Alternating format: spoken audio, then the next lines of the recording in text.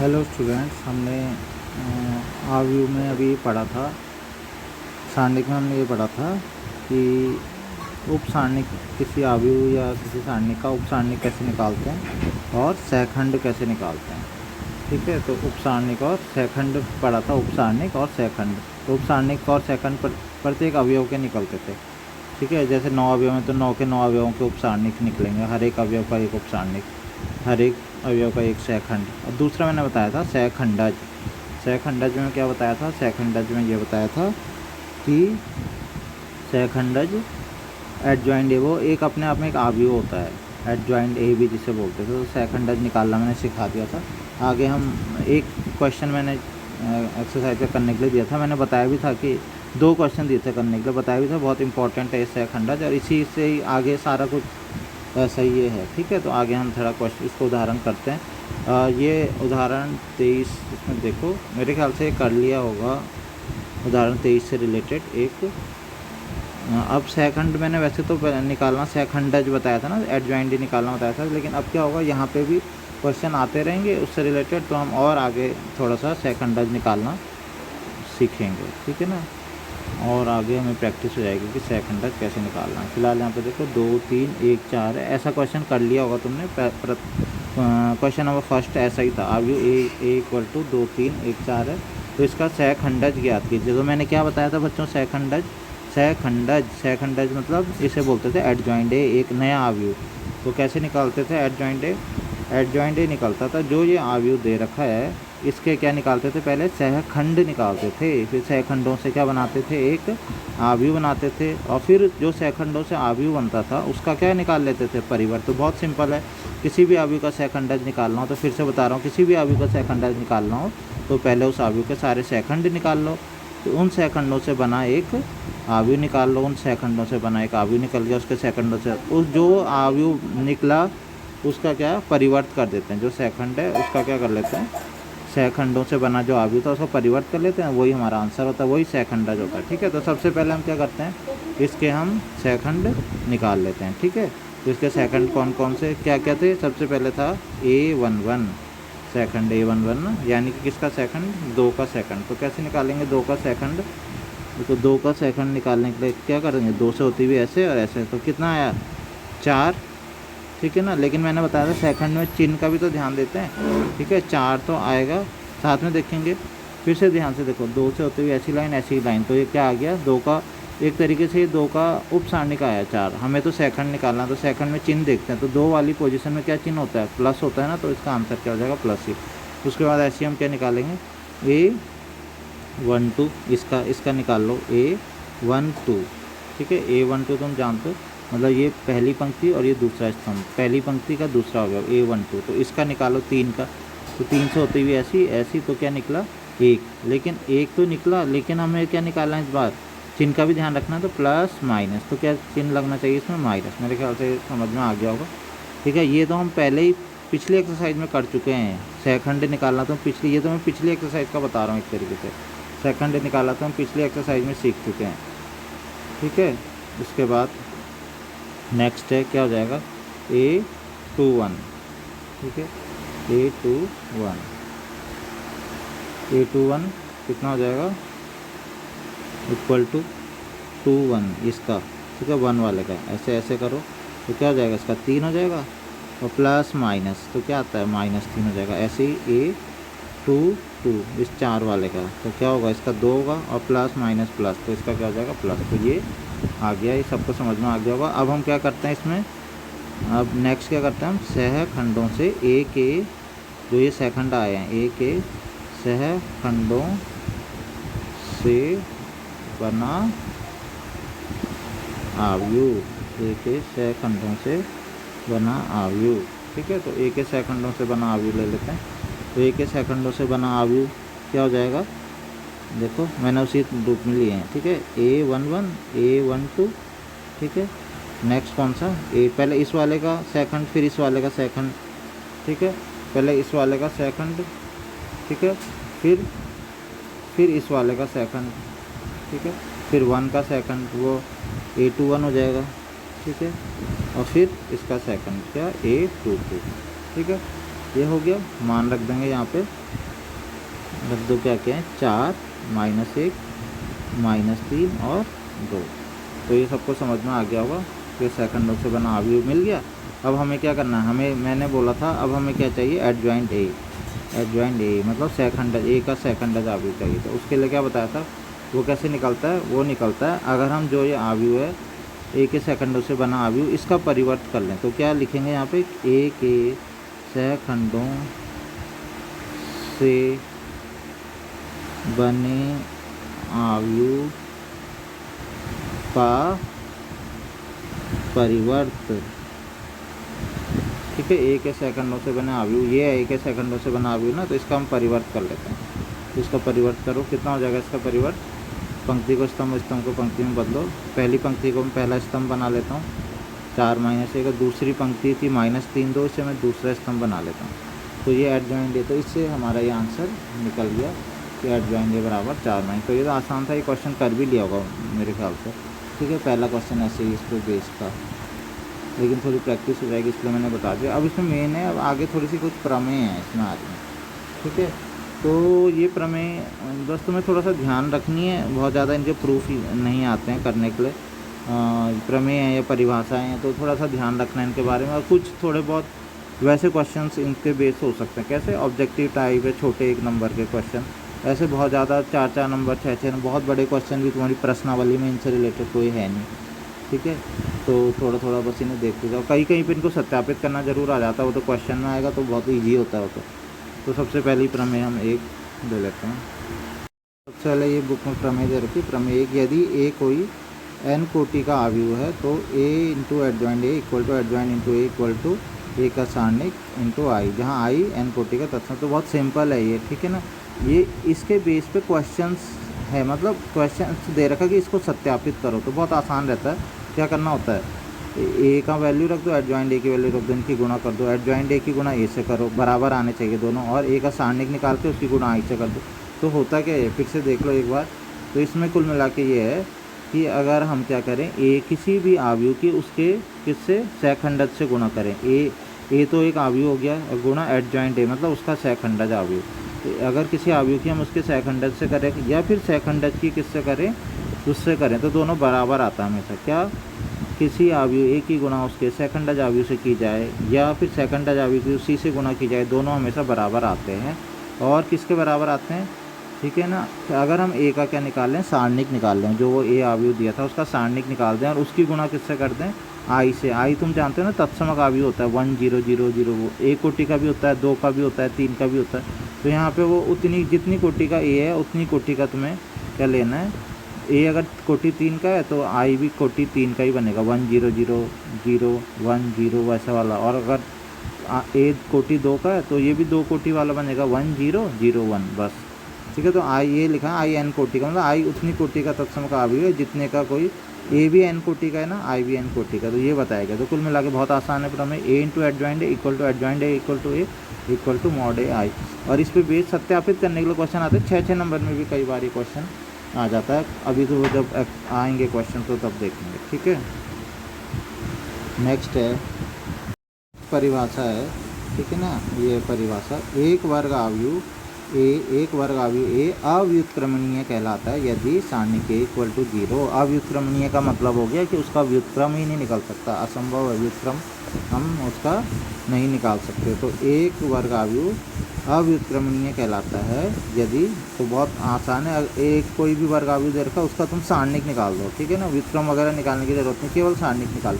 अगर उसकी सारणिक निकालने के बाद उस सारणिक का मान कितना हो जाता है, 0 आ जाता है। तुमने उसे सॉल्व किया, किसी भी पंक्ति के सापेक्ष प्रसार किया या किसी स्तंभ के, और उसका मान 0 आ गया, तो व्युत्क्रम निकालने की जरूरत ही नहीं, सीधा बोलेंगे इसका व्युत्क्रम निकालना संभव नहीं है क्योंकि अव्युत्क्रम नहीं हो गया। तो अगर सारणिक ए का मान 0 आता है तो ये कैसा व्युत्क्रम होता है। तो सिंपल बात है कि अगर ए की सारणिक 0 तो उसका व्युत्क्रम निकालना संभव नहीं है, तो अव्युत्क्रम नहीं है।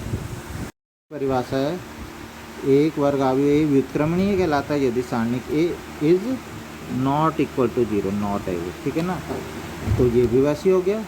यहाँ पे बोला था अगर सारणिक ए का मान 0 आता है तो वो उसका अव्युत्क्रमणीय होती है ना, उसका व्युत्क्रम नहीं निकाल सकते ना। अब यहाँ पे बोल रहे हैं अगर सारणिक का मान क्या है, हम 0 नहीं आया, 1 आया, 2 आया, -1 आया, 2 आया, कुछ भी सारणी का मान ऐसा मान आता है, 3 आया, 4, 5, 6 आया, इसका मतलब है कि उसका क्या है, वो व्युत्क्रमणीय अवयव है, उसका व्युत्क्रम निकाल सकते। व्युत्क्रम याद होगा ना, तो मैं व्युत्क्रम पिछले चैप्टर में भी निकाला था, वो ए इन्वर्स करके प्रारंभिक संक्रियाओं का प्रयोग करके। यहाँ पे हम एक दूसरे मेथड से व्युत्क्रम निकालना सीखेंगे। तो बोलोगे व्युत्क्रम क्यों आ रहा है बार बार? व्युत्क्रम इसलिए आ रहा है कि अभी एडजॉइंट ए पढ़ लिया ना, बस एडजॉइंट ए आ गया तो व्युत्क्रम भी आ जाएगा, बहुत आसान होता है व्युत्क्रम निकालना। अगर मेन चीज़ उसमें एडजॉइंट ए, ये सेकंड जा भी निकालना आना चाहिए, ए एडजॉइंट ए सेकंड निकालना आ गया तो व्युत्क्रम कैसे निकालते हैं उसका फॉर्मूला भी अभी मैं बताऊँगा थोड़ी देर बाद।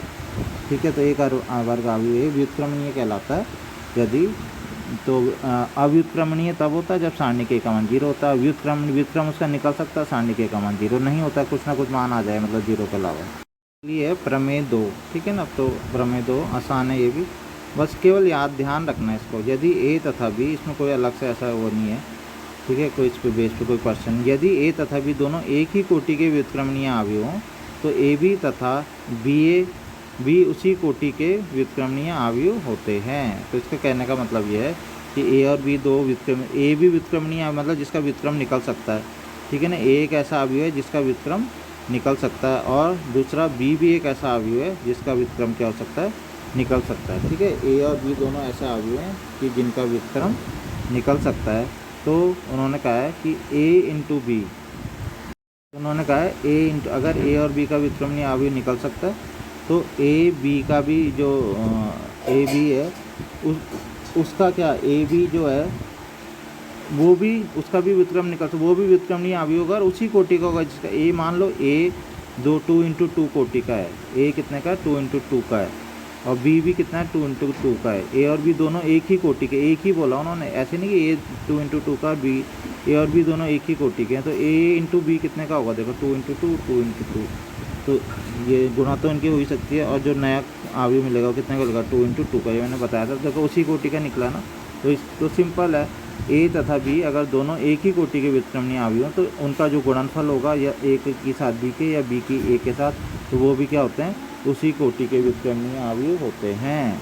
ठीक है, तो बहुत आसान है, वो 2 इंटू 2 का है ए, बी भी 2 इंटू 2 का है, तो ए बी भी 2 इंटू 2 का व्युत्क्रमणीय अवयव होता है। नेक्स्ट है प्रमेय 3 है, अवयवों के गुणनफल का सारणिक उनके क्रमशः सारणिकों के गुणनफल के समान होता है जहाँ ए तथा बी समान कोटि के वर्ग अवयव हैं। तो बहुत सिंपल है ये भी, ठीक है, केवल याद रखना है।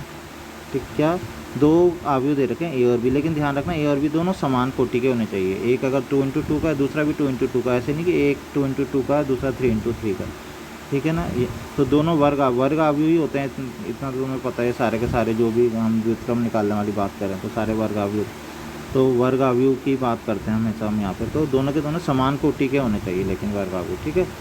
तो प्रमेय होती क्या है, ए इंटू बी, अगर हम उन दोनों की गुणा करें, दो अवयवों की गुणा करें, यहाँ पे ए और बी दोनों अवयव, दो अवयवों की गुणा करें, उसका सारणिक निकालें, या फिर हम पहले वाले का सारणिक निकालें और दूसरे वाले का सारणिक निकालें, फिर उसकी गुणा करें। मतलब पहले तो ए और बी दो अवयव उनके आपस में गुणा कर दें, ठीक है ना। गुणा करने का जो नया अवयव मिलेगा उसका सारणिक मान निकाल दें। मान लो वो 3 आया, और मान लो, और हम अलग से राइट हैंड साइड में ए का सारणिक निकालते हैं पहले, ठीक है ना, ठीक है, ए का सारणिक निकालते हैं और हम बी का सारणिक निकालते हैं। जब उनकी गुणा करते हैं तो वो भी 3 आता है, तो ये बराबर होते हैं, ये ध्यान रखना, ठीक है। तो सारणिक ए भी गुणा करके सारणिक, अगर हम अवयवों का गुणा करके सारणिक निकालें या सारणिक निकाल के गुणा करें तो बराबर आता है। नेक्स्ट है, ये देखो टिप्पणी है, मैंने लिखा है यहाँ पे टिप्पणी, ठीक है, तो इसको याद रखना इस टिप्पणी को भी। यदि n कोटि का एक वर्ग अवयव a हो तो ए एडजॉइंट ए का सारणिक बराबर होता है ए के सारणिक की घात n-1। ये क्या होता है, ये तुम्हारे एक एक नंबर के काम आते हैं, इस टाइप की चीज़ें जो भी हैं, ठीक है। एक एक नंबर में अगर कोई क्वेश्चन आ रहा है तो वो उसके बेस में हो सकता है, बाकी कोई अलग से ऐसा इनका यूज़ नहीं है, ठीक है। तो ये एक नंबर में आ सकता है यदि n कोटि का सारणिक है। जैसे मैं एग्जाम्पल के लिए बताता हूँ, तो पहले देख लो, समझ लो क्या एडजॉइंट ए का सारणिक। और जैसे मान लो एग्जाम्पल, मान लो कोई ए है, ठीक है ना, वो कितने कोटि का, कोटि 2 का है, कोटि, उसकी कोटि जो है वो 2 है, ठीक है ना, कितने, कोटि 2 है, एक की कोटि 2 है। तो उस केस में क्या होगा, फिर इस रूल को लगाओ तो एडजॉइंट ए इक्वल टू कितना हो जाएगा, ए की घात n-1 मतलब 2 माइनस एक कम कर लेते हैं तो कितना हो जाएगा, ये हो जाएगा एडजॉइंट।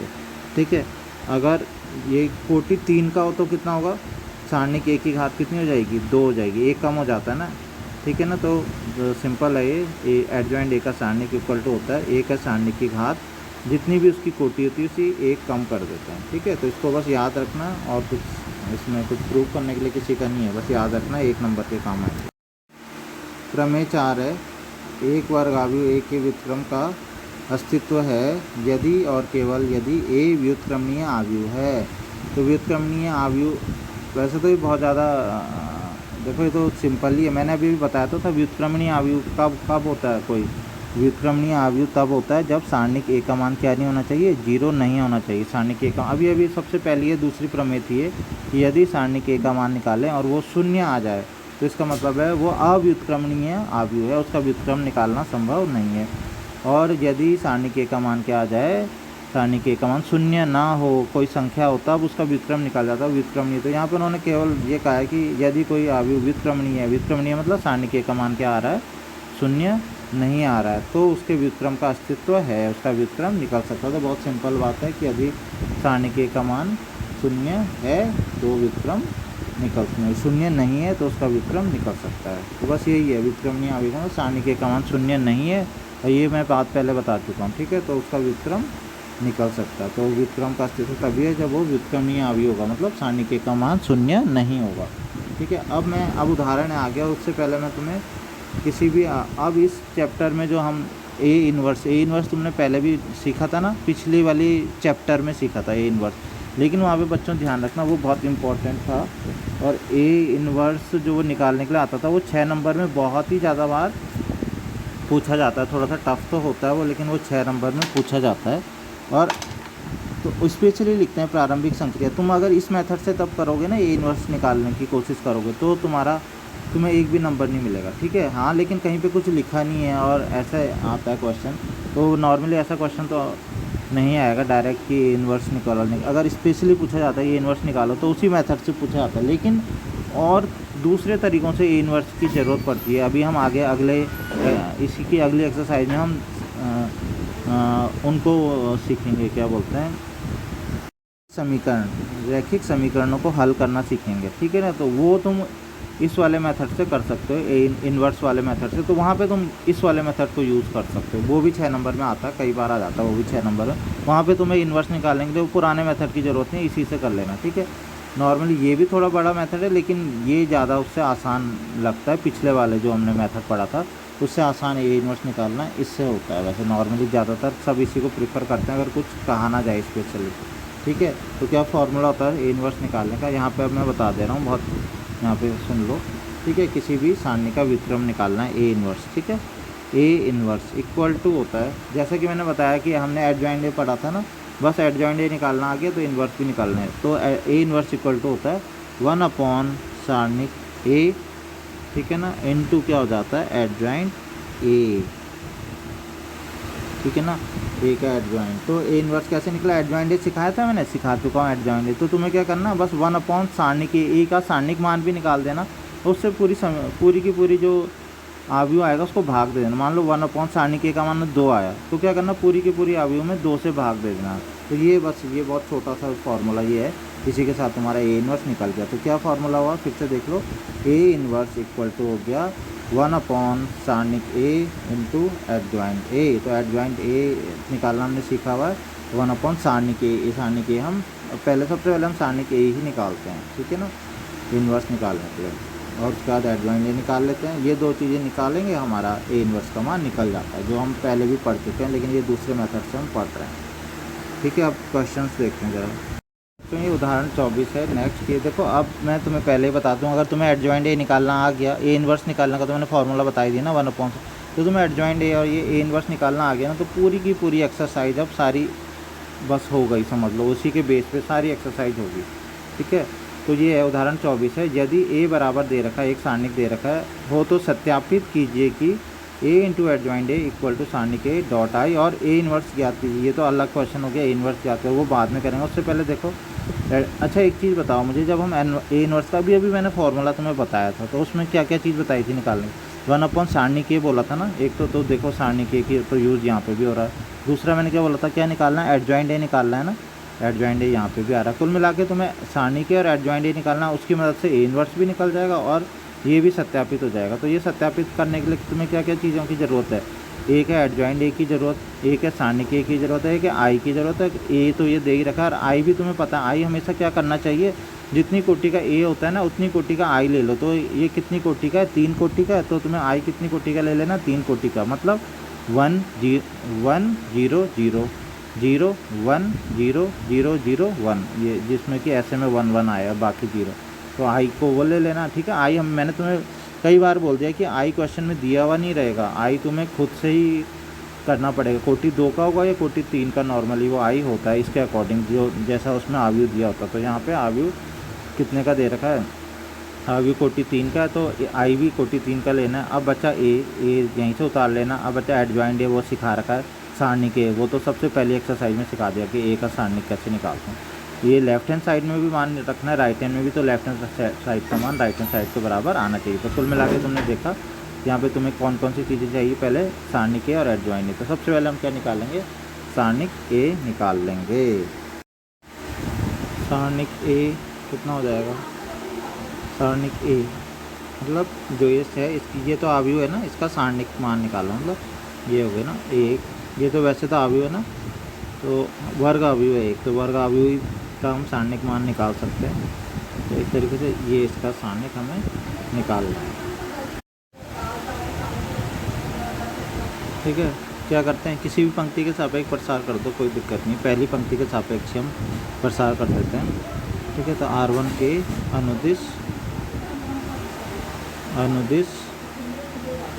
प्रसार करने पर, ठीक है ना, ये पहली एक्सरसाइज में तुमने इसको सारणिक मान निकालना पड़ा हुआ है कि सबसे पहली एक्सरसाइज में कि सारणिक कैसे निकालते हैं किसी का भी। तो कर लो 1, ठीक है, ऐसे करके ऐसे कर लिया। ठीक है, तो क्या आया, ये वाली सारणिक बच्ची 4 गुना 4 4 चौको 16। मैं डायरेक्ट क्योंकि बहुत क्वेश्चन कर लिया तो डायरेक्ट कर रहा हूँ, 3 3 9। फिर क्या होता है, फिर कौन सा लेंगे, ये कौन सा चिन्ह आएगा, प्लस माइनस 3। ठीक है, फिर ऐसे किया ऐसे किया, क्या बचा 1 1 3 4 बचा ना, 1 की गुना 4 से 4 माइनस 1 की गुना 3 से 3। ठीक है, फिर सारणिक निकालना हमने सीखा हुआ है। नेक्स्ट है कौन सा, लास्ट वाला, प्लस का 3 आ जाएगा, प्लस माइनस प्लस 3। और क्या करेंगे, इसको ऐसे ऐसे किया तो क्या होगा, 3 निकम 3 और 1 की गुना 4 से तो 4। ठीक है, बस इसे सॉल्व कर लो। 16 में से 9 गए 7, माइनस 4 में से 3 गया 1, 1 की गुना 3 से करी -3, और 3 में से 4 गया -1 की 3 से गुना करी -3, तो 3 और 3 6 -6, 7 में से 6 गया 1। तो क्या मान आया सारणिक ए का। ठीक है, तो सारणिक ए का मान 1 आ गया। शून्य है ये नहीं है ना, इसका मतलब इसका इन्वर्स निकल सकता है, यही बात कह रहे थे कि सारणिक ए का मान अगर शून्य आ गया तो अव्युत्क्रमणीय है, और अगर कुछ 0 के अलावा कुछ है तो उसका व्युत्क्रम निकल सकता है। ठीक है, हालांकि पूछा हुआ नहीं आया, मैं एक बात बता रहा हूँ, सारणिक ए का मान निकल गया। ठीक है ना, अब कौन सा है, एडजॉइंट ए का मान निकालना, वो हम सीख ही चुके हैं। तो अब वो हमने सीखा तो है, लेकिन फिर एक और बार आ जाएगी वो चीज़, तो इसलिए मैं दोबारा से फिर से इसको कर लेते हैं जल्दी से। ठीक है, तो हम एडजॉइंट ए निकाल लेते हैं इसमें। तो क्या क्या बताया था, एडजॉइंट ए के लिए क्या करते हैं, इसके सारे क्या निकालने, पहले सहखंड निकालने हैं ना, तो सारे के सारे सहखंड कितने, 9 सहखंड बनेंगे ना, तो वो निकाल लेंगे। तो सारणिक या आव्यूह ए के सहखंड, सीधा ऐसे लिख दो कि सहखंड जो भी है 9 सहखंड, बस ऐसे लिख दो खाली। और फिर ऐसे लिखने की ज़रूरत नहीं कि 1 का 3 का 3, बस उनके नाम A11। और ज़्यादा अच्छा है कि तुम मतलब एक उसमें ना उसी क्रम में लिखो, जैसे पहले इसको लिखो फिर इसको और इसको, तो ज़्यादा सही रहता है। ठीक है ना, और अगर इतनी जगह नहीं है तुम्हारे, मतलब मेरा कहने का मतलब पहले एक लिखा फिर दूसरा लिखा तीसरा, लेकिन इतनी जगह नहीं है तुम्हारे पास तो कोई बात नहीं, तभी भी ऐसे कर सकते हो, तुम नॉर्मल भी कर सकते हो। लेकिन इस चीज़ का ध्यान रखना कि जब उसे लिखोगे लास्ट में तो क्रम से ही लिखना है, गलती नहीं करनी बिल्कुल भी। ठीक है, सबसे पहले हम क्या निकाल लेते हैं, A11। ठीक है, A11 कितना हो जाएगा, ठीक है, कितना हो जाएगा, इसको हमने यहाँ पे लिखा कहीं, यहाँ पे भी लिखा हुआ है। ठीक है, A11 कितना हो जाएगा, ऐसे किया ऐसे किया।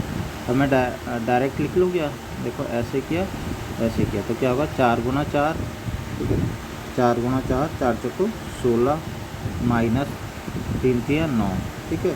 लेकिन मैंने बताया चिन्ह को भी ध्यान रखते हैं, तो इसका चिन्ह क्या होता है प्लस ना, तो ये ऐसे ही रह जाएगा। तो 16 में से 9 गया, कितना आ गया, 7 आ गया, ठीक है। नेक्स्ट मैं यहाँ पे लिख लेता हूँ ए, क्या लिख लेता हूँ 1 2 A12, ठीक है, A12 नीचे आएगा थोड़ा, 1 2 मैंने ऊपर लिख दिया गलती से, ठीक है। तो A12 क्या होगा, यानी कि 3 का सेकंड निकालेंगे, तो ऐसे ऐसे कर देंगे, ठीक है। तो क्या बचा 1 1 3 4, तो 4 एकम 4, 4 एकम 4 और 1 की गुना 3 से, तो 1 3 3, ठीक है ना। और चिन्ह कौन सा आएगा, चिन्ह का ज़रूर ध्यान रखना, प्लस माइनस, माइनस का चिन्ह माइनस होता है ना। और गलती से मैंने तुम्हें ये बताया, कभी भी इन अवयवों को लिखने की बिल्कुल कोशिश मत करना गलती से। जैसे 3 है, ऐसे नहीं कि तुमने वहाँ से 3 -3 यहाँ लिख दिया है, ऐसा करके कुछ, ठीक है ना।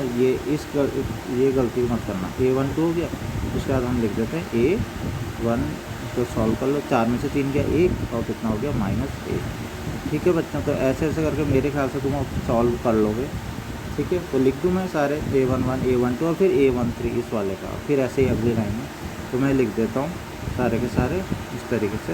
ये इस तरीके से लिखे हैं, ये पहली पंक्ति वाले A11 A12 A13, दूसरी पंक्ति वाले A21 A22 A23, ठीक है ना, और तीसरी पंक्ति वाले A31 A32 और A33, ठीक है। तो इस तरीके से हम इसको, और तुमने अगर ऐसे नहीं भी लिखे, एक पहले ये लिखा फिर नीचे ऐसे भी लिखे हैं तो भी कोई बात नहीं, लेकिन उसको जब तुम आव्यूह बनाओगे ना इनका, इसके बाद हम सेकंडों से बना आव्यूह बनाते हैं ना, ठीक है, तो उनको इसी क्रम में लिखना, ठीक है। तो अब हम इनको इसी क्रम से लिखूँगा, जो मैं आव्यूह बनाऊँगा उसमें पहले 7 लिखूँगा, -1 लिखूँगा, -1, फिर -3 1 0 और फिर -3, तो सेकंडों से बना आव्यूह ए के सेकंड लिख लेता हूँ मैं।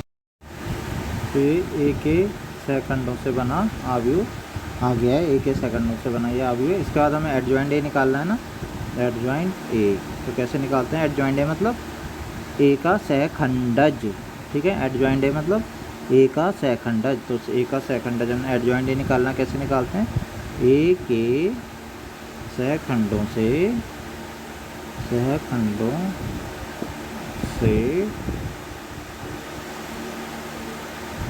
बने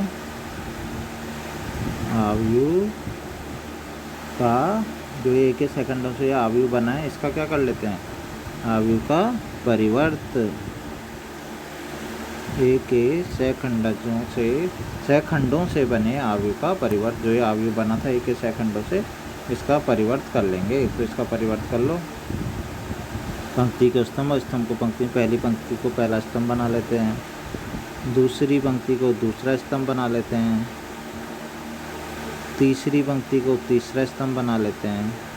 तो ये हमने एडजॉइंट ए इस तरीके से हमारा निकल गया, ठीक है, एडजॉइंट ए निकल गया, ठीक है, सारणिक ए भी निकल गया है, ठीक है, एडजॉइंट ए भी निकल गया। तो वो जो सत्यापित करने वाला था उसको हम आराम से अब कर सकते हैं। तो ऐसा करते हैं, उसका पहले लेफ्ट हैंड साइड निकाल लेते हैं, ठीक है, बायां पक्ष, लेफ्ट हैंड साइड जो सिद्ध करना था हमें, बायां पक्ष क्या था लेफ्ट हैंड साइड उसका, ठीक है, उसका लेफ्ट हैंड साइड था ए गुणा adjoint A, A dot adjoint ए का मतलब गुणा हुआ, ए डॉट एडजॉइंट ए, यही तो निकालना था, ठीक है।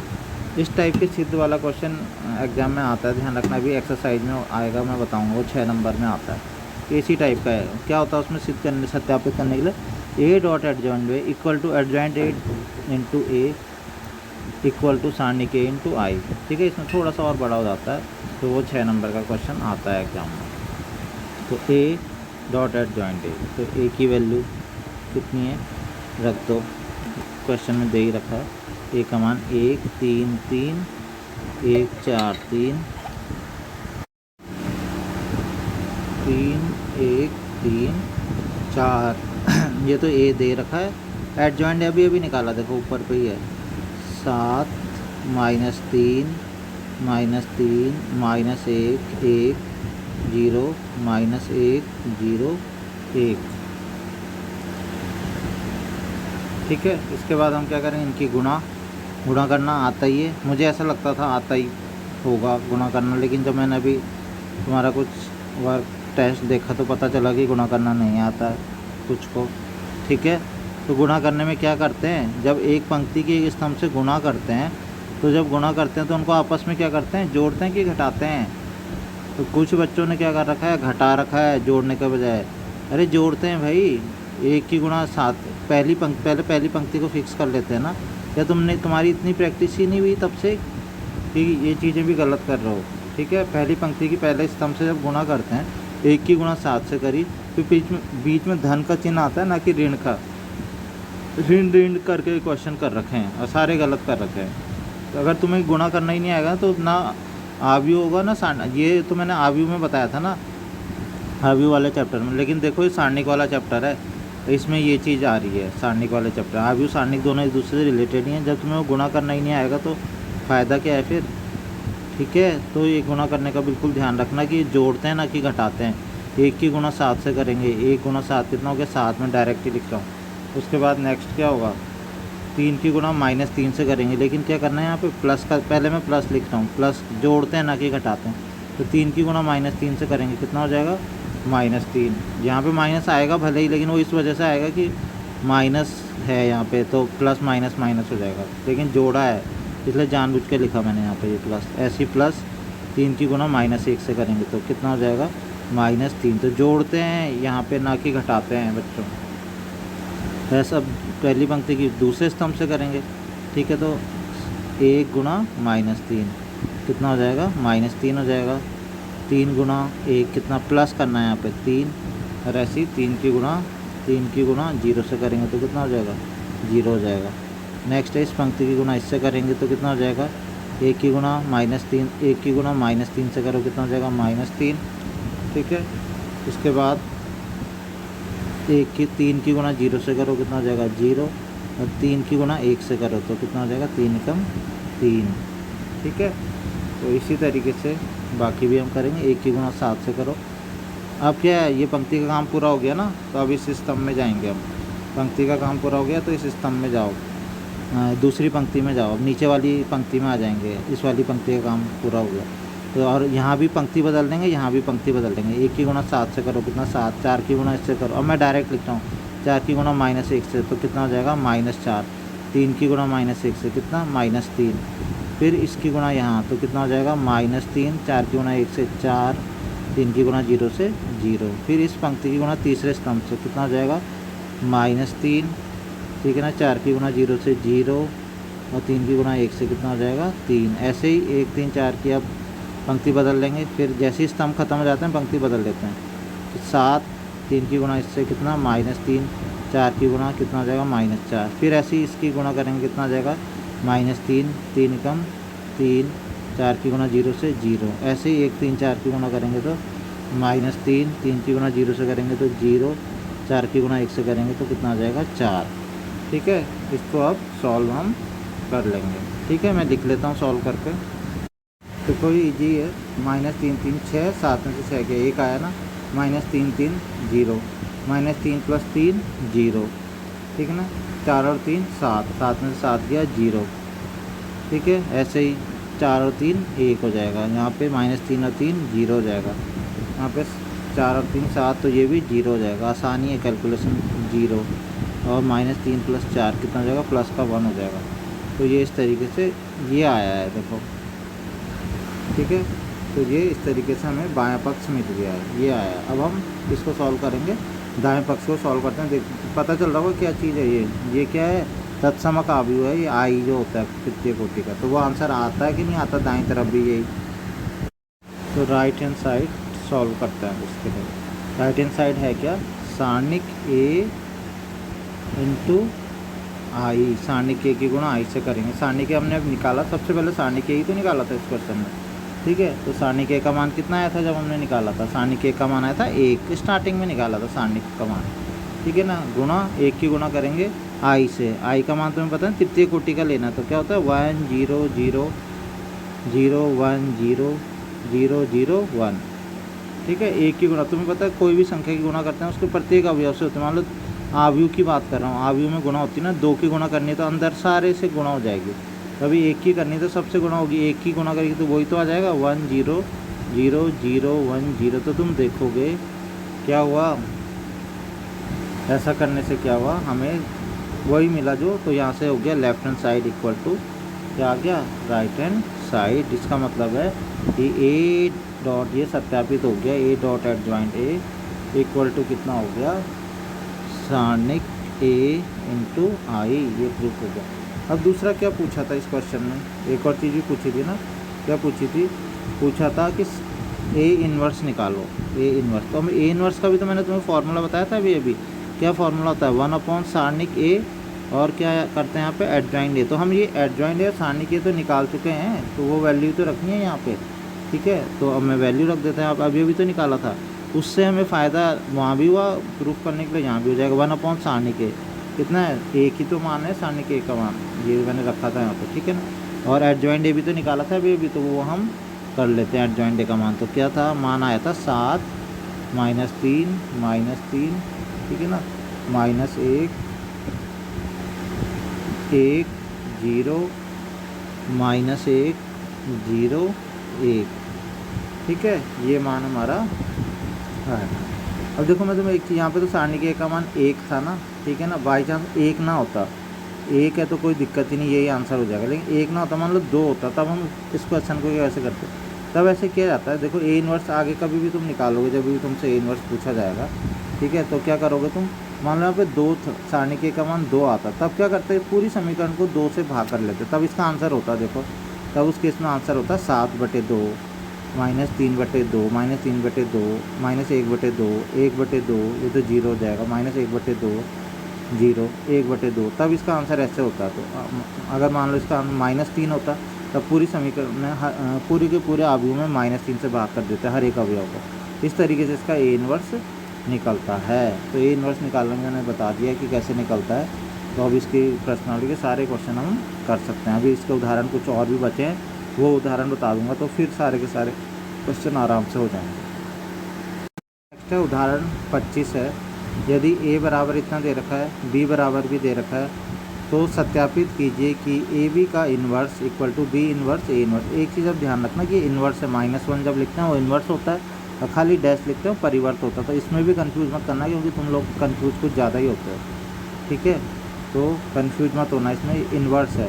तो ये क्वेश्चन मैं सबसे पहली बात तो बताता हूँ, ये क्वेश्चन स्वयं करें, ठीक है ना, खुद करेंगे ये क्वेश्चन। उदाहरण है ये, ठीक है ना, उदाहरण है। वैसे तो करना क्या है, कोई बहुत बड़ी बात तो है नहीं। क्या करना है तुम्हें, पहले ए की गुणा किससे करनी है, बी की। लेकिन ये बहुत बड़ी बात है ना, ए की गुणा बी से कहाँ हो पाती है तुम लोगों से।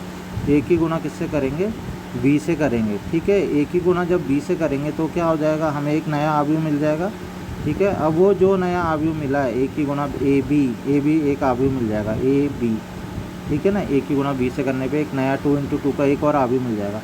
अब हमें क्या करना है, बाएं पक्ष अगर निकालना है तो हमें उस अवयव का क्या कर लेना है, इन्वर्स निकाल लेना। और इन्वर्स निकालने के लिए क्या करना है, यही फार्मूला लगाना है, एडजॉइंट किसका एडजॉइंट निकालोगे, ए का नहीं, जो ए बी जो निकला हुआ अवयव नया अवयव उसका एडजॉइंट निकालोगे, और उस ए बी जो निकला अभी नया अवयव उसी का तुम सारणिक भी निकालोगे, और इससे तुम ए बी का इन्वर्स निकाल दोगे। आया समझ में। नेक्स्ट ये तो बाएं पक्ष हो गया। दाएं पक्ष के लिए क्या करना है, बी सारणिक दे रखा है, बी का इन्वर्स निकाल लो, बी का व्युत्क्रम निकाल लो। व्युत्क्रम निकालने के लिए यही फॉर्मूला, एडजॉइंट बी बटे सारणिक बी, ठीक है। और ए का इन्वर्स भी निकाल लो, ठीक है। दोनों का इन्वर्स निकाल लो और दोनों की आपस में क्या कर लो, गुणा कर लो। लेकिन गुणा में ध्यान रखना, पहले बी इन्वर्स ही को लिखना और फिर ए इन्वर्स को ही लिखना। दोनों की जब तुम गुणा करोगे तो ये बाएँ पक्ष और दाएँ पक्ष बराबर आएगा। तो कुल मिला के क्या बोला मैंने तुम्हें, ए की गुणा बी से करना, उसे एक नया अवयव मिलेगा, उस अवयव का परिवर्तन, उस अवयव का व्युत्क्रम निकालोगे इस वाले फॉर्मूले से, तो तुम्हें बाएं पक्ष मिलेगा। और बी का व्युत्क्रम निकालोगे और ए का व्युत्क्रम निकालोगे, दोनों की गुणा करोगे तो दाएं पक्ष दोनों बराबर मिल जाएंगे। तो ये क्वेश्चन स्वयं करेंगे। उदाहरण 26 है, इसमें लास्ट उदाहरण है, इसके बाद प्रश्नावली हो जाएगी कंप्लीट, ठीक है। तो प्रदर्शित कीजिए कि यदि, ये क्वेश्चन थोड़ा सा वहाँ पे लिखा हुआ अच्छे से नहीं है, तो मैंने इसको ढंग से लिख दिया, वहाँ पे कुछ गलत तरीके से लिखा हुआ है। नॉर्मली ऐसे रहेगा क्वेश्चन कि प्रदर्शित कीजिए यदि अवयव ए दे रखा है इतना है, तो a² - 4a + i = 0। एक क्वेश्चन तो ये है कि अवयव ए इतना दे रखा, तो इसको सिद्ध करना है कि ये बराबर इसके होगा, जहाँ i क्या है, 2 कोटि का तत्सम का अवयव नहीं भी दिया होता तो भी तुम्हें पता होना चाहिए था कि जब ये a 2 कोटि का, तो i क्या होना चाहिए, कोटि 2 का तत्सम का अवयव होगा, और o क्या होगा, वो कोटि 2 का एक शून्य अवयव। नहीं भी दिया होता तो भी पता होना चाहिए ये चीज़ें। तो जो मैंने तुम्हें बताया, आई कोटि 2 का तत्समक और ये शून्य अवयव, ठीक है। और इसकी नई चीज़ क्या है, ये तुम्हें याद होगा कि तुम्हें ये है क्वेश्चन, पुराना क्वेश्चन, यदि ए बराबर ए रखा तो ये सिद्ध करना, ये इस एक्सरसाइज के क्वेश्चन, इस वाली चैप्टर का क्वेश्चन नहीं है, ये पिछले अवयव वाले चैप्टर का क्वेश्चन है। वहाँ पे हमने ये पढ़ा था, ए का मान हम यहाँ पे रख देते थे, यहाँ रख देते, आई का मान रखते थे, बाएं पक्ष हल करते थे। ये मैंने दिया भी था टेस्ट में, और वहाँ पे भी थोड़ी सी गड़बड़ी तुम लोगों ने मचाई थी, ठीक है। वहाँ पे भी गड़बड़ी करी थी, क्योंकि ढंग से फिर वही दिक्कत, गुणा ही नहीं, जब एक ही तुम ए से गुणा ही नहीं कर पाओगे तो गलत तो हो गई चीज़ें, ठीक है ना। तो जिन बच्चों को गुणा करनी नहीं आ रही वो ज़रा ध्यान से भी गुणा करना सीख लें, ठीक है। तो ये क्वेश्चन तो पुराना ही है। वो नया क्या है, नया ये है कि इसकी सहायता से, जो किसकी सहायता से, ए स्क्वायर माइनस 4a प्लस आई, ये 0 दे रखा है और ए का मान जो दे रखा है, इसकी सहायता से क्या करना है, ए इनवर्स निकालना है। तो वो कैसे निकालते हैं वो मैं यहाँ पे सिखाऊंगा। चलो ये पुराना वाला भी बता देता हूँ पहले, कि ए बराबर इतना दे रखा है, तो ये कैसे प्रूव करना है, ये हमने पहले भी पढ़ चुके हैं, दोबारा रिपीट हो गया है, ठीक है। तो इसका हल हम करेंगे। तो क्या करेंगे, सबसे पहले तो ये ना, तो इसमें क्या करते हैं, बाएं पक्ष में मान रख देते हैं ना, ए का मान रखते हैं, आई का रखते हैं, ए स्क्वायर का। लेकिन ए स्क्वायर का निकालने के लिए पहले क्या रखते हैं, ए स्क्वायर का मान रखने के बाद ए स्क्वायर निकालना भी तो है, तो निकालने के लिए क्या करना है, ए की गुणा ए से करनी है ना, तो गुणा करनी आनी चाहिए ना, ठीक है। तो गुणा करनी नहीं आएगी तो बहुत सारी चीज़ें छूट जाएंगी फिर, ठीक है। तो गुणा करो कैसे में, ये पंक्ति हो गया, ये स्तंभ हो गया, तो पहली पंक्ति को फिक्स कर लेते हैं, उसकी पहले स्तंभ से 2 दूनी 4, बीच में माइनस का चिन्ह नहीं, प्लस का चिन्ह, 3 एकम 3, 2 तियाँ 6, 3 दूनी प्लस आएगा, 3 दूनी 6, फिर 1 दूनी 2, 1 एकम 1, और फिर यहाँ करेंगे 1 तियाँ 3, और फिर 2 दूनी 4, इसको कर लो, कितना हो जाएगा, 4 और 3 7, 6 6 12, 2 और 1 3, 4 और 3 7। तो ये इस तरीके से ये आ गया, ठीक है। 7 12, 1 मिनट क्या किया मैंने, इसकी गुणा जब इससे करी, 1 तियाँ 2 एकम 1 दूनी 2 और 2 एकम 2, यहाँ पे 2 4 हो जाएगा, ठीक है ना। तो ये इस तरीके से आ गया, 7 12 4 7, ठीक है। तो बिल्कुल ध्यान रखना, बीच में प्लस का चिन्ह आता है, प्लस का चिन्ह आता है, प्लस का चिन्ह आता है, ठीक है। तो इसके बाद नेक्स्ट हो गया, अब हमें ए स्क्वायर का मान मिल चुका है, ए का मान पहले से ही पता है, ठीक है ना। आई का मान भी हमें पता है कि क्या रखना है, 1001, बस वो लेफ्ट हैंड साइड में रखो, उसका मान पूरा सॉल्व करके 0 आ जाना चाहिए, ठीक है ना। तो left hand side equal to बाएँ पक्ष कितना हो जाएगा, A square minus 4a plus I. अगर किसी में सत्यापित करने के लिए आता तो वो आसान हो जाता तुम्हारे लिए, ताकि तुम्हारा आंसर तो चेक हो जाता कि 0 नहीं आया, ऐसा मतलब कुछ गलती करिए तो उसे सही तो करोगे, ठीक है। तो ए स्क्वायर का मान रख दो यहाँ पे, 7 12 4 7 माइनस 4 इंटू ए का मान भी रख दो, ए का मान कितना है 2 3 1 2, ठीक है ना। और प्लस आई का मान कितना रखोगे पता ही है, 1 0 0 1, ठीक है। बस इसको सॉल्व करो। उसमें सॉल्व करने में सबसे पहले क्या करना है तुम्हें पता ही होगा, जो वो 4 दिख रहा है ना उसके अंदर गुणा करनी पड़ेगी ना, ठीक है। तो 4 दूनी 8, 4 तियाँ 12, 4 एकम 4, 4 दूनी 8, ठीक है। फिर हमें क्या करना चाहिए, फिर हमें ऐसा करते हैं, बीच में क्योंकि माइनस का चिन्ह तो पहले इससे इसको घटा देते हैं, तो 7 में से 8 घटाएंगे, कितना हो जाएगा, -1, 12 में से 12 0, 4 में से 4 0, 7 में से 8 -1, ठीक है। फिर इनको जोड़ देंगे, ठीक है। तो जोड़ने में समझ में आ रहा होगा, -1 और 1 कितना हो गया, 0 0 0 0 0 -1, कुल मिला के 0 0 0 आ गया ना सारे के सारे। तो वही तो हमें प्रूफ करना था, इक्वल टू कितना आ गया, 0 0 0 0, और यही तो प्रूफ करना था, इक्वल टू ओ आ गया ना, ये O equal to right hand side, तो राइट हैंड साइड के बराबर ये आ गया। तो ये चीज़ तो प्रूफ हो गई, इसमें कोई दिक्कत नहीं, पुराना ही था ये, ठीक है ना। अब जो नई चीज़ है मैं वो बताना चाहता हूँ, नई चीज़, ठीक है। नई चीज़ क्या है कि सारणिक तुम्हें ऐसे करके, नई चीज़ ये है कि 3-4 क्वेश्चन इसमें मेरे ख्याल से होंगे तुम्हारी एक्सरसाइज में भी ऐसे वाले। नई चीज़ ये है कि इसमें तुम्हें एक समीकरण ऐसे करके दी होगी, और एक ए का मान भी दिया होगा, जो दिया था अभी, क्या था ए का मान था 2 3 1 और 2, ऐसे ये दे रखा है मान। हो सकता है कोटि, अभी तो ये कोटि 2 का ही थोड़ा छोटा होगा, सोचो यही कोटि 3 का हो जाए, थोड़ा बड़ा हो जाएगा ना ये क्वेश्चन, ठीक है। लेकिन मेथड वही रहेगा, मेथड वही है, भले ही बड़ा कैलकुलेशन बड़ी हो जाए, तो मैं तुम्हें मेथड बता रहा हूँ, तुम्हें करना है इसके क्वेश्चन, ठीक है। तो कैसे करते हैं, अब तुम्हें क्या बोला, इसकी सहायता से ए इन्वर्स निकालना है। तो ए इन्वर्स इसकी सहायता से कैसे निकालना है, और तुमने कहीं निकाल दिया ए इन्वर्स वो पुराने वाले से, तुम्हें 0 नंबर मिलेंगे। ठीक है, तुमने कहीं ए इन्वर्स निकाल दिया, ए तो दे ही रखा है, तुमने बोला कि हमें आता है ए इन्वर्स निकालना, हम निकाल देते हैं, एडजॉइंट ए निकाल देते हैं, सारणिक ए निकाल देते हैं, वो फार्मूला लगा देते हैं कि 1/सारणिक ए इंटू एडजॉइंट, जो अभी बताया, उससे इन्वर्स निकाल दो, आंसर तो बिल्कुल सही निकलेगा उससे भी। और वो जो प्रारंभिक रूपांतरण से आंसर तो वही निकलेगा, लेकिन उसमें तुम्हें 0 नंबर मिलेंगे, क्योंकि पूछा तो है, बोला क्या, बोला है इसकी सहायता से निकालो। तो ए इन्वर्स निकालने के बच्चों 3 मेथड हो गए। एक इसकी सहायता से निकालो इस समीकरण की, एक वो प्रारंभिक रूपांतरण से निकालो, एक नॉर्मल वो जो फार्मूला होता है एडजॉइंट है। लेकिन जब कहेंगे इससे निकालो तो इसी से निकालना, जब कहेंगे प्रारंभिक रूपांतरण से तो उसी से निकालना। कोई दूसरे मेथड से निकाला तो 0 नंबर, 0 बिल्कुल 0 नंबर मिलेंगे, चाहे आंसर सही भी आ जाए। ठीक है, तो इससे ए इन्वर्स कैसे निकालते हैं, तो हम क्या करते हैं, इस जो समीकरण दे रखी है ना, इसी से शुरुआत करते हैं, ये समीकरण जो दे रखी है। ठीक है, तो हम क्या करते हैं, दोनों ओर ये इम्पोर्टेंट है बहुत ज़्यादा, ए इन्वर्स तो कहीं है ही ना, है कहीं नहीं है, तो हम क्या करेंगे, दोनों ओर ए इन्वर्स, ठीक है ना, ये वाली लाइन ध्यान रखना, से उत्तर गुणन करने पर, उत्तर गुणन करने, उत्तर क्या हुआ, उत्तर 2 चीज़ें होती है, ये थोड़ा सा, एक होता है पूर्व, एक होता है उत्तर। पूर्व मतलब पहले, उत्तर मतलब होता है बाद में। ठीक है, पूर्व मतलब ए इन्वर्स, तो तुम्हें पता है ना कि इसमें गुणा में क्रम विनिमय नियम का पालन नहीं होता है ना, तो गुणा एक तरफ ही करेंगे हम कहीं पे भी। ठीक है, तो ए इन्वर्स किया तो पहले करेंगे बाद में। अभी हम क्या करें, समीकरण में जो ए इन्वर्स की जो गुणा है वो हम बाद में करेंगे।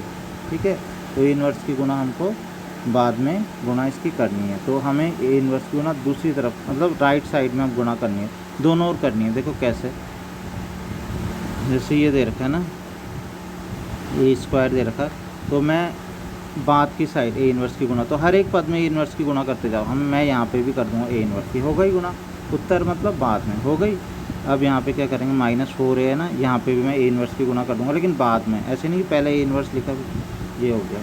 ठीक है, ऐसे उत्तर गुणा इसी को बोलते हैं, आई इंटू क्या, ए इन्वर्स, फिर से बाद में गुणा। तो मैं ए इन्वर्स की गुणा करता जा रहा हूँ पूरी समीकरण में, ए स्क्वायर की गुणा ए इन्वर्स से, 4a की गुणा ए इन्वर्स से, लेकिन बाद में लिखना आई की गुणा ए इन्वर्स से। ठीक है ना, दोनों ओर लिखा है ना मैंने, दोनों ओर, दोनों नहीं लिखा, दोनों लिख दिया, दोनों ओर ए इन्वर्स से उत्तर गुणन करने का, दोनों ओर। तो यहाँ पे भी क्या करेंगे, ए इन्वर्स से मैंने दोनों ओर गुणा कर दी। ठीक है, अब आगे क्या होगा, आगे तुम्हें क्या करना है, पहले तो ए स्क्वायर है ना, ए स्क्वायर का मतलब क्या होता है, ए स्क्वायर का मतलब होता है ए इंटू ए होता है ना, ए इंटू ए होता है, तो इसको पहले ऐसे लिखो, फिर मैं एक साथ बताता हूँ सारा। ठीक है, ये हो गया 4 A inverse plus I A inverse. अभी मैं ऐसे ही लिख लेता हूँ, मैं एक चीज़ एक साथ ही कुछ रूल बताऊँगा। ठीक है, अब रूल ध्यान से सुनो, क्या ये है ए और ये है ए इन्वर्स, तो ध्यान से सुनो बच्चों। मैंने बहुत पहले एक बात आई थी पिछले उसमें कि ए इंटू बी इंटू ए, अगर ए बी का व्युत्क्रम है, ए और बी दोनों व्युत्क्रम नहीं है, ए का व्युत्क्रम बी है, बी का व्युत्क्रम ए है, तो हमेशा क्या होता है, A B equal to B A equal to क्या होता है, आई। मतलब ए और बी दोनों व्युत्क्रम नहीं है, मतलब ये बी ए का व्युत्क्रम है ना, तो एक तरीके से ये वाली बात हो गई यहाँ पर, A into A inverse equal to A का व्युत्क्रम क्या है, ए इन्वर्स तो होता है। ठीक है, ये तुमने पढ़ा था ना, A B equal to B A equal to I, जब हर एक के लिए थोड़ी होता था, ये उन्हीं के लिए होता था जब क्या होते थे, वो व्युत्क्रम नहीं होते थे। व्युत्क्रम, दो आव्यूह जब एक दूसरे के व्युत्क्रम है, दो आव्यूह एक दूसरे के व्युत्क्रम है, तो उनका गुणनफल कितना होता है, आई होता है। तो ये चीज़ को बहुत तुम्हें ध्यान रखना है कि एक ही गुणा कभी भी ए इन्वर्स से होगी तो हमेशा आई आता है, तो ये बार बार यहाँ पे होने वाला है, बार बार बच्चों। ठीक है, तो अगर तुम्हें ये नहीं आया तो गलत हो जाएगा सारा क्वेश्चन। तो क्या होगा यहाँ पे, ध्यान से देखो, ए इंटू ए इन्वर्स लिखा है ना, तो ए इंटू ए इन्वर्स कितना होगा, आई होगा। ठीक है, तो ए इंटू ए इन्वर्स यहाँ पे क्या लिख देना, आई। ठीक है, ये आई हो गया। यहाँ पे भी क्या होगा, ए इंटू ए इन्वर्स कितना हो जाएगा, आई, 4i। ठीक है, अब आगे मैं कुछ बताने जा रहा हूँ, ध्यान से सुनना। तो सबसे नंबर 1 चीज़ तो यही है कि यहाँ पे जब भी किसी की अपने इन्वर्स से गुणा होगी, किसी की अपने इन्वर्स से गुणा होगी तो तुम्हें उसे सीधा आँख मूंद के आई लिख देना है। ए की गुणा ए इन्वर्स से, बी की गुणा बी इन्वर्स से, सी की गुणा सी इन्वर्स से। जब किसी की भी अपने ही इन्वर्स से गुणा होती है तो वो आई लिखते हैं, ठीक है ना, वो हमने पहले पढ़ा हुआ भी है। दूसरा हम करते हैं कि आई की गुणा, आई जो दिख रहा है ना, आई की गुणा कभी भी किसी भी आव्यूह से होती है तो वो आव्यूह हमें खुद, आई यहाँ पे ऐसे काम कर, ये बात मैं पहले भी बताया, आई यहाँ पे ऐसे काम करता है जैसे कि गुणा में एक काम करता है ना हमारे, मान लो 5 की गुणा 1 से करते हैं तो कितना आता है 5, 6 की गुणा 1 से करते हैं तो कितना आता है 6, 7 की गुणा 1 से करते हैं तो 7। यहाँ पे भी आई को तुम एक की तरह सोचो, ऐसे सोचो, मन में सोचो कि ये एक है, तो एक की गुणा ए इन्वर्स से करेंगे तो कितना आएगा, ए इन्वर्स आएगा ना। तो यहाँ पे आई सेम ऐसे ही काम करता है, ठीक है ना, एक की तरह काम करता है। एक की गुणा हम किसी से करते हैं नॉर्मली तो क्या होता है, आई को सोचो एक है मन में थोड़ी देर के लिए, तो जैसा, तो आव्यूहों में आई एक का काम करता है, ठीक है, गुणा में। तो एक की गुणा ए इन्वर्स से करेंगे तो ए इन्वर्स आएगा, ये पता होना चाहिए। और ये देखो, ये जो जीरो आव्यूह है ना, ये जैसे नॉर्मली हमारी संख्या में जीरो होता है ना, जिससे जीरो से किसी की गुणा करते हैं तो कितना आता है जीरो ना, तो यहाँ पे भी क्या होगा ये जीरो। तो तुम्हें अगर ये वाली चीज़ समझ में आ गई, ठीक है, क्या कि ए की गुणा ए इन्वर्स से किसी की भी उसके इन्वर्स से अगर गुणा करते हैं तो आई आता है, एक तो ये वाली चीज़, ठीक है। दूसरा ये, दूसरी चीज़ तो ए इन्वर्स आई होता है। दूसरी चीज़ ये कि हम आई से किसी की भी संख्या की गुणा करते हैं तो हमेशा वही संख्या हमें मिल जाती है। आई को एक की तरह ट्रीट करते हैं, ऐसे शून्य को भी शून्य की तरह ट्रीट करते हैं, शून्य से किसी की गुणा करते हैं। तो ए इन्वर्स और ये आई वाला बहुत ज़्यादा इंपॉर्टेंट है, ध्यान रखना। अगर ये होगा तुम क्वेश्चन कर लोगे। अब तुम्हें मान किसका निकालना था बच्चों, तुम्हें निकालना था ए इन्वर्स का मान निकालना था ना, ए इन्वर्स का मान निकालना है। तो इसका मतलब क्या करना है, ए इन्वर्स को तो तुम यहीं पे रहना, तो ए इन्वर्स तो हमें निकालना है ना, ए इन्वर्स ही तो निकालना, बाकी चीज़ें उधर ले जा लो। ये माइनस का 4i है ना, अगर हम इसको उधर ले जाएंगे तो किसका क्या बन जाएगा, ये प्लस का 4i बन जाएगा, ठीक है ना। पहले इसको ले जा लेते हैं क्योंकि ये माइनस का, तो ये पहले लिख देते हैं, सही लगेगा 4i।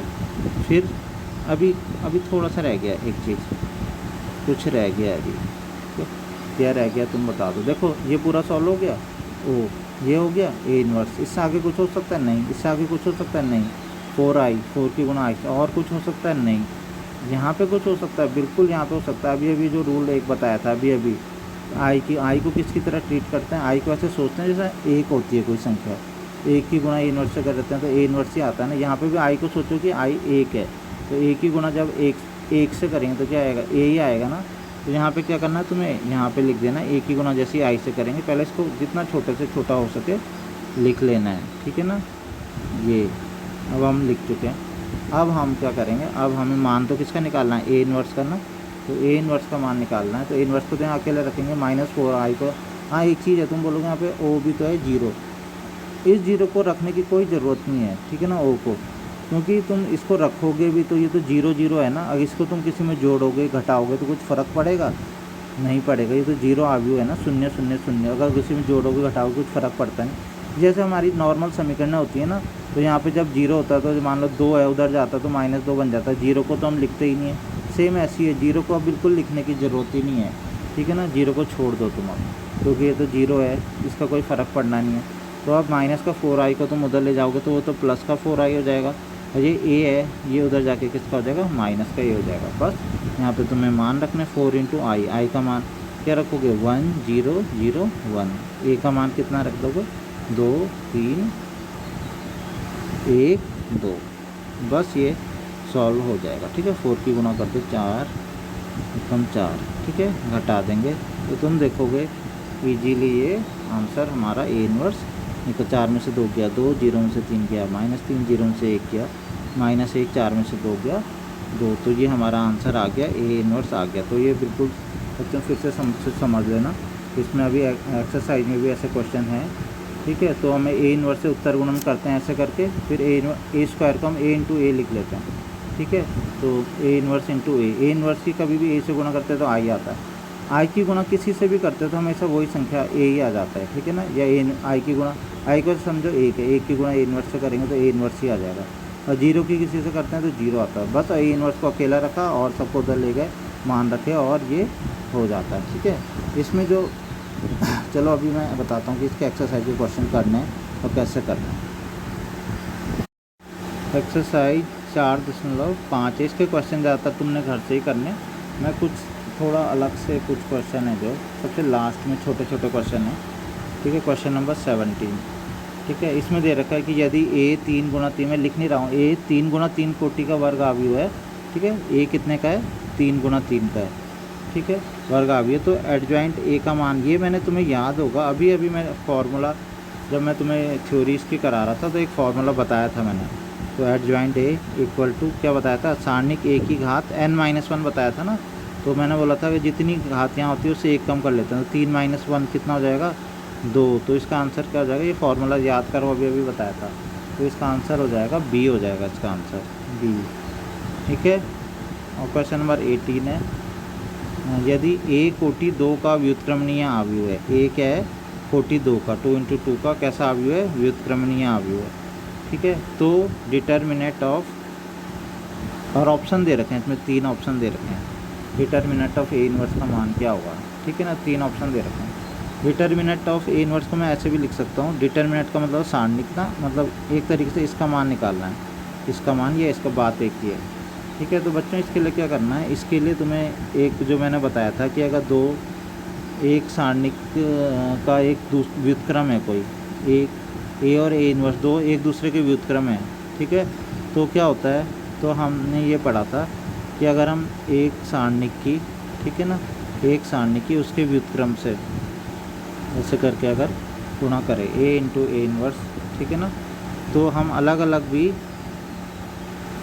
ये देखो बताया था, ये भी अभी बताया था कि सारणिक ए बी इक्वल टू सारणिक ए × सारणिक बी, अगर दो व्युत्क्रमणीय अवयव हैं, ठीक है ना, एक दूसरे के व्युत्क्रम है, तो सारणिक ए इनवर्स इक्वल टू सारणिक ए, दोनों का गुणा करके सारणिक निकाले हैं, अलग अलग निकाले हैं, बराबर होता है। अब ए × ए इनवर्स अभी अभी बताया था, ये वाली ए × ए इनवर्स वाली बात क्या होता है? ए × ए इनवर्स कितना होता है? आई। ठीक है, सारणिक ए × सारणिक ए इनवर्स। अब आई का सारणिक मान कितना होता है? आई मैंने बताया था ना, आई एक की तरह काम करता है, तो सारणिक मान भी जब उसका मान निकालते हैं ना, हम सॉल्व करके देखना कभी 1001 वाले को, हमेशा उसका सारणिक मान कितना आएगा? 1 आएगा सॉल्व करने का, तो उसका सारणिक मान 1 आ जाएगा। तो यहाँ से हमें क्या आ जाएगा? यहाँ से हमें ये मान निकालना था ना, तो ये मान कितना हो जाएगा? ये चीज़ नीचे आ जाएगी, तो कुल मिला के ए इनवर्स का मान कितना आ जाएगा? 1 सारणिक ए। तो ये, या सारणिक ए को डिटर्मिनेंट ए भी बोलते हैं ना, 1 डिटर्मिनेंट ए। तो ये इसका आंसर कौन सा वाला आंसर आ जाएगा? इसका आंसर आ जाएगा ये, इसका आंसर है ये बी, 1 डिटर्मिनेंट ए। ठीक है, तो ये इस तरीके से आएगा। ठीक है, होमवर्क में लगभग तुम्हें इसके सारे क्वेश्चन ही, होमवर्क में लगभग सारे क्वेश्चन ही करना है। देखो चार्ट में मैं दिखा रहा हूँ, 405 के 2 तो दे दिए थे ना, इनका एडजॉइंट ज्ञात कीजिए, प्रश्न नंबर 1 और 2 का, तो ये कर चुके हैं। ठीक है, नहीं किया तो कर लेना। अगला है 3 और 4 में सत्यापित कीजिए। ये मैंने बताया था 6 नंबर में बहुत बार पूछा जाता है, ए एडजॉइंट ए, और ये मैंने उदाहरण कराया भी था एक, लेकिन उसमें केवल इतना था, ए × एडजॉइंट ए था। ठीक है ना, और सारणिक ए × आई, ये बीच का नहीं था, एडजॉइंट ए की गुणा ए से। तो इसमें तुम्हें ए की एडजॉइंट ए से तो करनी है, साथ में एडजॉइंट ए की ए से भी करनी है। ठीक है ना, ये भी बराबर, और ये सारणिक ए × आई, ये एक उदाहरण भी कराया था सत्यापित, ये 6 नंबर में कई बार आ जाता है। ठीक है, इसके बाद है प्रश्न नंबर 5 से जो 11 तक के क्वेश्चन है, 5 से 11 तक के क्वेश्चन है, इन प्रत्येक अवयव का व्युत्क्रम निकालिए। तो ए इनवर्स, इनको अगर ए मान ले तो ए इनवर्स निकालना है, वो फॉर्मूला मैंने तुम्हें बता ही रखा, एडजॉइंट ए बटे सारणिक, 1 सारणिक ए और एडजॉइंट ए। तो इन सब का एडजॉइंट ए निकालेंगे और इनका सारणिक ए भी निकालेंगे। तो अब अस्तित्व की बात क्या है? अस्तित्व तब नहीं होता बच्चों, ये एडजॉइंट ए बाद में निकालना पहले इनका। ठीक है ना, पहले क्या ऐसा करना है, इनका सारणिक ए निकाल लेना, सारणिक ए। ठीक है ना, अगर सारणिक ए का मान 0 आ गया तो फिर तुम लिखोगे, फिर आगे कुछ करने की ज़रूरत नहीं, फिर लिखोगे कि इस अवयव का व्युत्क्रम संभव नहीं है, ये व्युत्क्रमणीय अवयव नहीं है। सारणिक ए क्या है? अगर 0 आ गया तो तब आगे क्वेश्चन नहीं करना, तब लिखना इसका अस्तित्व है ही नहीं। ठीक है, तो प्रश्न नंबर 5 से 11 था, लेकिन अगर अस्तित्व है तो एडजॉइंट ए भी निकालो, आगे सॉल्व करो। अगला है प्रश्न नंबर 12 सत्यापित, ये तो बता चुका हूँ, उदाहरण में तुम्हें समझा चुका हूँ। 13 है, यदि ए बराबर इतना ए स्क्वायर, तो ये भी मैं उदाहरण में ए स्क्वायर - 5 है, ये भी उदाहरण में बता चुका हूँ। ठीक है, अगला है प्रश्न नंबर 14, यदि ए बराबर इतना है, ए भी ऐसी संख्याएं ज्ञात कीजिए ताकि ए स्क्वायर। देखो बच्चों, ये क्वेश्चन भी तुमने खुद ही करना है, घर से करने की कोशिश करना, नहीं होगा तो मैं बता दूंगा। ए और भी अवयव नहीं है, ध्यान रखना, संख्याएं हैं। तो तुम्हें क्या करना है, ए तो दे रखा है ना, इस समीकरण में ए स्क्वायर का मान निकाल के रख देना। ए स्क्वायर तुम्हें निकालना आता है, यहाँ रख देना। यहाँ पे ए का मान भी रखना, बाहर से ए की गुणा अंदर कर देना उसके बाद, ठीक है ना। क्या 3a 2a ए में अगर स्मॉल ए की गुणा करेंगे तो यही तो आएगा 3a 2a a। ऐसी b की गुणा i से कर देना। i कितना होता है 1 0 0 1, तो b की गुणा कर देना b 0 0 b। ऐसा हो गया। बाईं तरफ वाले तीनों अवयव जो आए ना इनको आपस में जोड़ देना, ठीक है, कुछ आ जाएगा। और दाईं तरफ क्या है 0 0 0 0, ठीक है, यही लेना है 0 0 0। तो तुम जब उनको आपस में क्या करोगे, इनको आपस में तुम कंपेयर वो करोगे, तुलना करोगे। ये तो सबसे अवयव का सबसे पहला वाला था कि दो अवयव समान होते हैं जब उनके संगत अवयव समान होते हैं, तो उससे ए और बी के मान निकल जाएंगे। तो खुद से ही करना है। तो प्रश्न नंबर 15, ए के लिए दर्शाइए कि ए क्यूब ये बराबर 0। तो यहाँ तुम्हें क्या करना है, जब सबसे पहले तो दर्शाने वाला क्वेश्चन है, ए क्यूब है इसमें, तो क्या करना है, ए से कितनी बार गुना करनी होगी, इसे 3 बार। कैसे करेंगे, पहले मतलब ए की गुना ए से करो, ए स्क्वायर निकला, इस ए की गुना इसी से करो, ए स्क्वायर निकला, जो आया उसकी गुणा, ए स्क्वायर आया ना, ए स्क्वायर की गुणा फिर से ए से कर दो, जो आया फिर से, जब ए स्क्वायर की गुणा ए से हो जाएगी तब ए क्यूब निकल जाएगा। तो कुल मिला के ए की गुणा जब ए से एक बार होती है तो ए स्क्वायर आता है, ए की गुणा ए से 3 बार हो जाती है, मतलब पहले ए की गुणा ए से करी तो ए स्क्वायर आ गया, और ए स्क्वायर की गुणा फिर से ए से कर दो तो ए क्यूब आएगा, ठीक है। एक बार गुणा करके ए की गुणा केवल एक बार करेंगे तो ए स्क्वायर आएगा, और एक और बार कर देंगे तो ए क्यूब आ जाएगा, ठीक है। ए गुणा ए, ठीक है।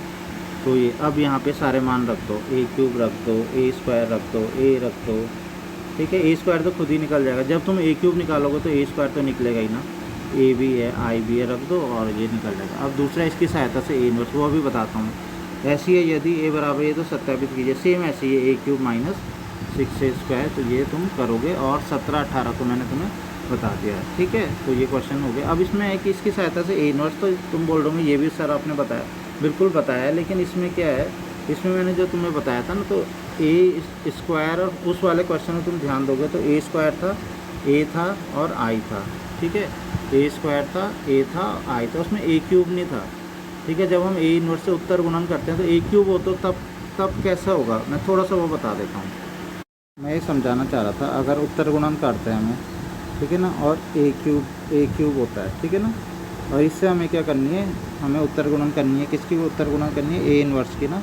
ए स्क्वायर से तो मैंने बता दिया था ना, ये देखो ए स्क्वायर से भी ये बताया था कि अगर यहाँ पे कितना हो, ए स्क्वायर हो, ए और आई, लेकिन अभी ए क्यूब आ गया ना, यहाँ पे ए क्यूब भी आ गया, तो ए इनवर्स की ए स्क्वायर से करनी थी, औरों से तो समझ में आ गया था, ए क्यूब से करनी है तो कैसे होगा, ठीक है। ए क्यूब से करनी, तो ए क्यूब से आसान है कि ए क्यूब का मतलब कितना हुआ, ए इंटू ए 3 बार, और इंटू ए इनवर्स। अब मैंने क्या बताया तुम्हें, ए इंटू ए इनवर्स कितना होता है बच्चों, क्या बताया, आई होता है ना, तो ये वाला तो आई हो गया, ठीक है, ए इंटू आई, ठीक है। अब मैंने तुम्हें ये बताया कि ए इंटू आई को कैसे ट्रीट करते हैं, जैसे कि एक होगा ना, तो ए की गुणा एक से करेंगे, ए हो जाएगा, तो ए इंटू ए, ठीक है, और ए इंटू ए कितना होता है, ए स्क्वायर। तो कुल मिला के ये जो ए क्यूब की जब गुणा हम ए इनवर्स से करेंगे तो ए स्क्वायर मिलेगा हमें लास्ट में, ठीक है। ए स्क्वायर की वैल्यू कर रख दोगे, उसके बाद हमें उसके बाद नॉर्मली वो क्वेश्चन हो गया। तो तुम्हारा जो होमवर्क है, प्रश्नावली 4.5 के सभी प्रश्न करेंगे, होमवर्क है तुम्हारा।